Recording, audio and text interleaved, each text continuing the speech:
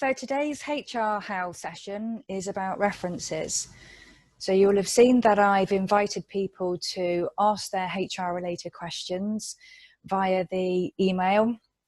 That's to hello@contracthrm.co.uk with HR How in the subject box. So I've had a couple of questions in, which is great. And the first one we're going to be dealing with today is references. Today being the 13th of November 2020.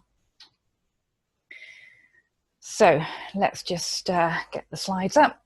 Information given in this video and in the videos that I create for HR How is going to be of a general nature to protect confidentiality. So I won't be discussing the person who has sent in the video or the organisation that they work for. So it's really important that employers always seek legal advice for the specific issue that they are dealing with.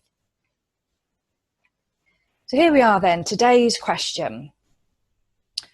I have heard you cannot give a bad reference, but what if the employee is really bad and I don't want to give a good reference? Now, that's a really great question. One that I've dealt with on many occasions, I must admit. And there are really three options that we can look at. So let's have a look at what those are. Option one, don't give a reference. Option two, give a factual reference.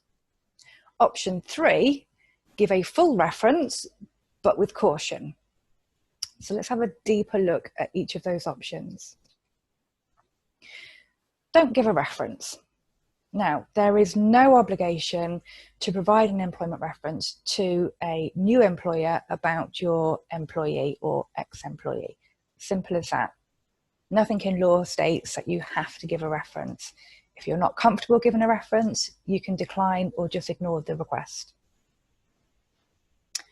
Option two, give a factual reference. Now, many employers, certainly most of my clients, adopt the policy that they will only provide a factual reference.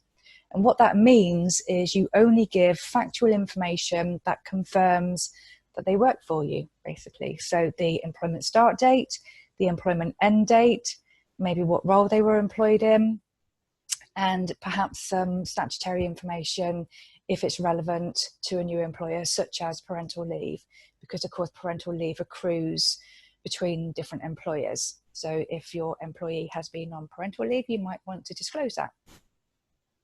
That is what we call a factual reference. So you're not giving away any information about their character whatsoever, you're just confirming that they were employed by you for a period of time. Option three then is to give a full reference. Now that means to give more than just the factual information, and we will probably recognise that more as a character reference. But if you're going to give a character reference or a full reference, then you need to give some caution to how you do that. So you'll be providing truthful information about your employee, but really you should be only giving information that has been requested by the new employer. And the reason for that is down to case law.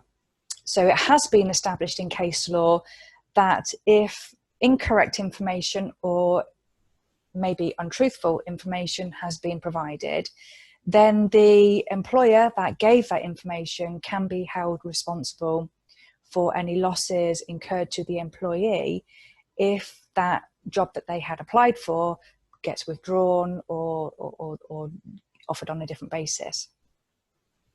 So that's established in case law. Now, the case that I've noted there, Spring v. Guardian Assurances, was one of the leading cases that the judges started to think about how responsible a employer needs to be when giving information about their employee to their next employer.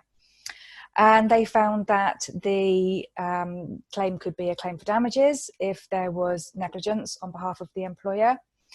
And of course, it's now been well established that defamation claims can be successful if it is found that the motive behind giving that employment reference is malicious. So if the information wasn't requested, for example, if your employee had taken lots of days off sick, then you gave that information to the employer, the new employer, that they had taken a lot of days off sick, but you hadn't been asked for that, it could be deemed that the only reason you disclosed that was to harm that employee's ability to secure that role. And if that is the case and it goes to a tribunal, the judge is likely to state that there was no reason for you to declare that information and therefore the reason was malicious. So there we have it, 3 options. And obviously, if you are giving a reference, whatever information you give must be truthful.